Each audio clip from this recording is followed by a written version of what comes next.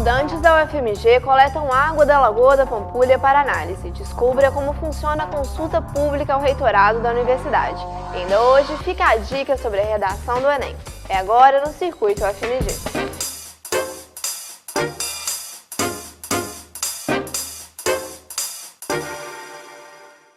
Boa noite! A Lagoa da Pampulha vai ser limpa até o final deste ano. Pelo menos, esta é a promessa da Prefeitura de Belo Horizonte. Na manhã de hoje, estudantes da UFMG coletaram amostras da água da lagoa. A ação tem caráter educativo. Os estudantes foram divididos em grupos e espalhados pela orla da lagoa. Este coletou amostras às margens do córrego Ressaca. Durante a análise, os alunos mediram o pH, a temperatura e o oxigênio da água. Eles estão fazendo investigações sobre um problema que é real, que é a Lagoa da Pampulha, né, e que faz parte da nossa sociedade. Aproveitando esse contexto, Lagoa da Pampulha, a gente trabalha aspectos da química, da biologia, né, dentro dessas disciplinas nas escolas. Antes do trabalho de campo em sala de aula, os alunos estudaram parâmetros de análise e as resoluções ambientais. Hoje foi o dia de aprender na prática. E você acaba não tendo contato dentro da sala, e você, na teoria, você vê a pequena lagoa, o nível de pH, de oxigênio dissolvido e por aí vai. E aqui você consegue medir e ver isso. É ótimo, porque a gente fazia tudo em laboratório e agora a gente pode ter uma prática com a água mesmo e saber como esses conceitos são aplicados. As aulas são ministradas por estudantes de licenciaturas da UFMG, que por meio do Programa de Iniciação da Docência, o PIBID, têm a oportunidade de viver de perto a experiência como professor. Que eles veem reportagem o tempo inteiro falando sobre investimentos que estão sendo feitos pelo poder público na Lagoa da Pampulha e muitas vezes eles não veem o resultado. Então a gente está investigando a situação da Lagoa da Pampulha mesmo, usando o conteúdo de química, né, com os parâmetros de oxigênio dissolvido, turbidez, né? Então a gente não deixa de trabalhar a química, mas trabalha contextualizando com outras áreas também, como política, o lado social. E de posse do resultado da análise de qualidade da água no entorno da Lagoa da Pampulha, numa terceira etapa do projeto, os estudantes vão até a Câmara Municipal se reunir com vereadores e representantes da Regional Pampulha. A gente tem que cobrar deles por causa que está tudo muito ruim, a água, a qualidade, está muito poluído, aí tem que melhorar isso. Tem que dar uma cobrada. Tem que cobrar mesmo, porque do jeito que está não pode ficar. Eles levam os problemas, as questões que que surgiram durante o projeto e que muitas vezes não tem solução imediata também. Então é um momento que eles vão reivindicar e discutir sobre essas questões e fazer parte de um momento de cidadania, que é a Câmara Municipal. Qual a relação entre ciência e esporte? Se para muitas pessoas o esporte vale apenas para o entretenimento, o repórter Leonardo Ribeiro mostra que não. Um bom esporte tem a tecnologia como sua aliada, mas ciência e esporte vão muito além da produção de material esportivo. Cada vez que investimos no esporte procurando aprimorá-lo, as tecnologias utilizadas acabam influenciando o nosso dia a dia. Tomando como exemplo a Fórmula 1, foi graças aos investimentos nela que passamos a nos preocupar mais com a segurança dos automóveis ou o controle de combustíveis. Esta é uma das questões que serão discutidas no projeto Barômetro nesta quinta às 8 da noite na Praça de Serviços da UFMG. Leonardo Ribeiro para o Circuito UFMG. Água. Até o dia 31 deste mês, a revista da UFMG recebe artigos sobre o tema. Por isso, o Circuito exibe uma reportagem especial sobre a água hoje no mundo. Uma sociedade cada vez mais urbanizada. Até 2050, 7 em cada 10 habitantes vão viver em cidades de acordo com a ONU. Áreas urbanas que hoje já consomem 60% da água doce do mundo. E com a urbanização intensa, concreto e asfalto, a impermeabilização do solo dificulta o recebimento da água da chuva e a alimentação dos lençóis freáticos. E na contramão da sociedade do concreto, as construções sustentáveis. Nesta, em Nova Lima, na região metropolitana de Belo Horizonte, inovação.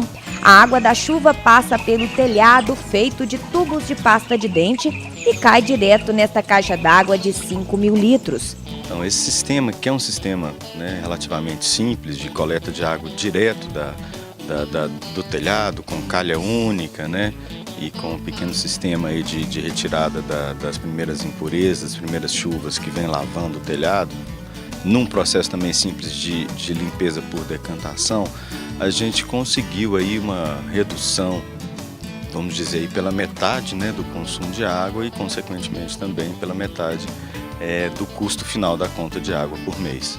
A água armazenada é usada para a irrigação da horta e para lavar roupas. Na propriedade é usado o mínimo de cimento. As bordas da plantação são protegidas por garrafas PETs, num esforço pela sustentabilidade, cultura que é disseminada entre os moradores da região. Devagarzinho a gente vai se tornando, né, parceiro junto com as outras pessoas num volume mais significativo de pessoas que cuidam do planeta, ou que pelo menos trazem para si a responsabilidade de cuidar, né? Então, dentro da minha casa eu faço na proporção da minha família, da minha casa, mas aí logo o bairro também vai ter um volume mais significativo de ações que podem ajudar a compor esse todo, né? Esse movimento mundial pela preservação das águas e do ecossistema. Soluções sustentáveis que, de acordo com este professor, fazem parte da missão dos arquitetos. Orientar corretamente o edifício, cuidar da sua implantação, resolver a sua relação com o meio ambiente circundante, né? Definir uma qualificação ambiental dos espaços em relação à ventilação, à iluminação, racionalizar os sistemas para o consumo de água. Essas questões sempre estiveram na pauta dos arquitetos, né? E que essa palavra nova, esse conceito novo da sustentabilidade, na verdade, vem costurar uma série de conceitos ao redor de práticas que são muito voltadas para essa convivência um pouco mais harmônica com o ambiente. Até 2030, de acordo com a ONU, a população deve dar um salto de 7 para 9 bilhões de pessoas.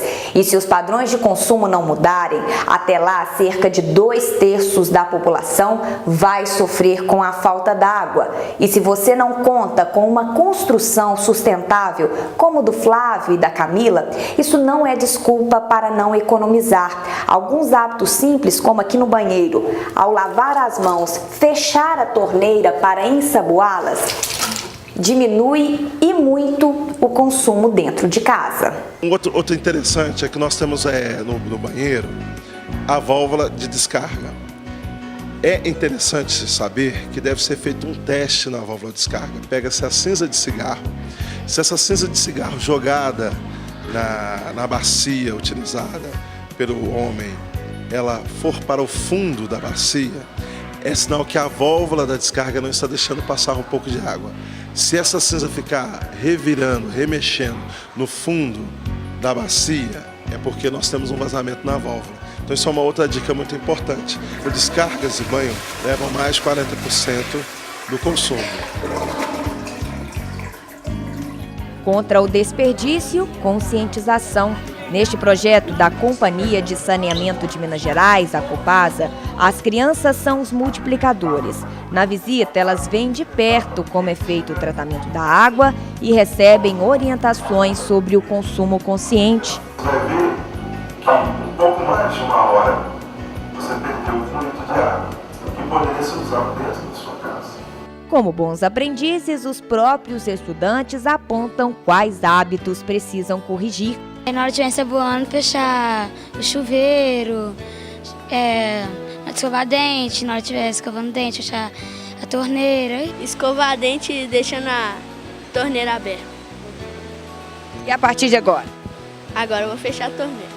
E na busca pela mudança de hábitos, nem os pais escapam de um bom puxão de orelhas. E eu vou falar com meu pai que quando ele for lavar vasilha, não jogar gordura no ralo da negócio. Quando ele for lavar o carro, para desligar a torneira, para não gastar água.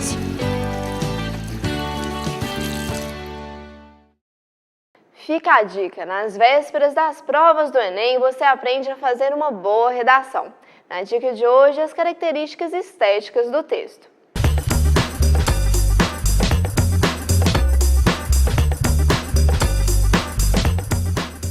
O seu texto, a sua redação, ela deve ter uma boa apresentação. Por quê? Para motivar o corretor a ler o seu texto, além de indicar que você teve cuidado na hora de escrever sua redação. Então, alguns cuidados. Primeiramente, uma letra legível.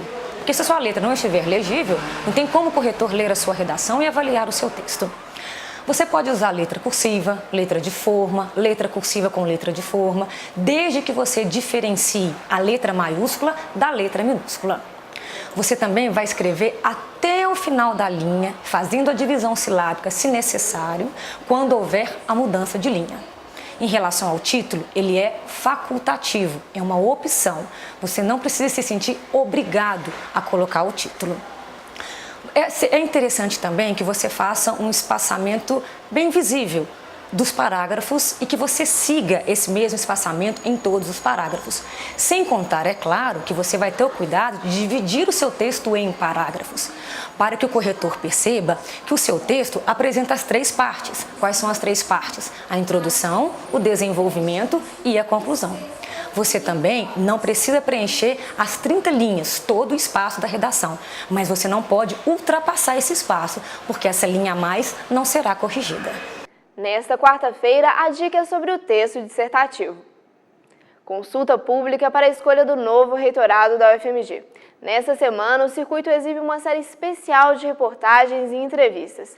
Hoje, uma matéria explicando o funcionamento da consulta.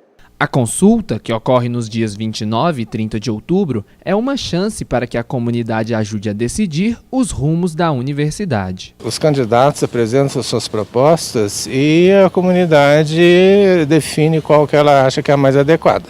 O processo é organizado pela comissão eleitoral, formada por 5 membros, eleitos pelo Conselho Universitário. É operacionalizar o processo de consulta.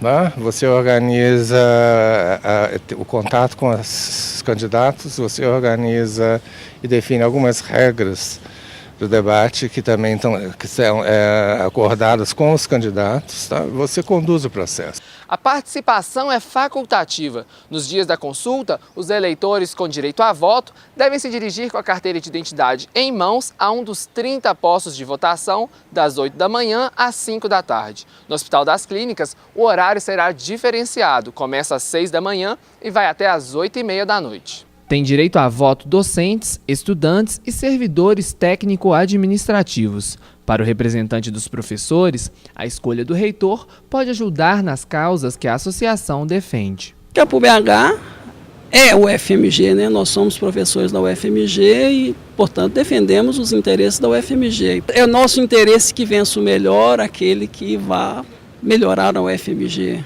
Mais de 4.500 servidores técnico-administrativos também vão às urnas e sabem bem as responsabilidades do ocupante do cargo que vão ajudar a escolher.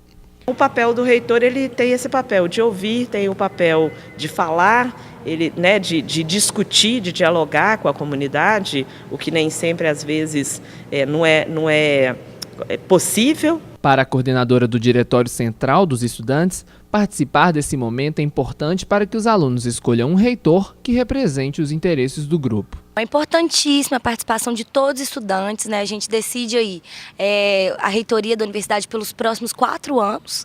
Então é importantíssimo que os alunos, que os estudantes participem e votem, né? E votem no candidato, na candidata que de fato contemple os anseios estudantis, né? E não só, mas a universidade como um todo, que pense um modelo de universidade diferente. Amanhã você começa a acompanhar as entrevistas com as chapas candidatas ao reitorado.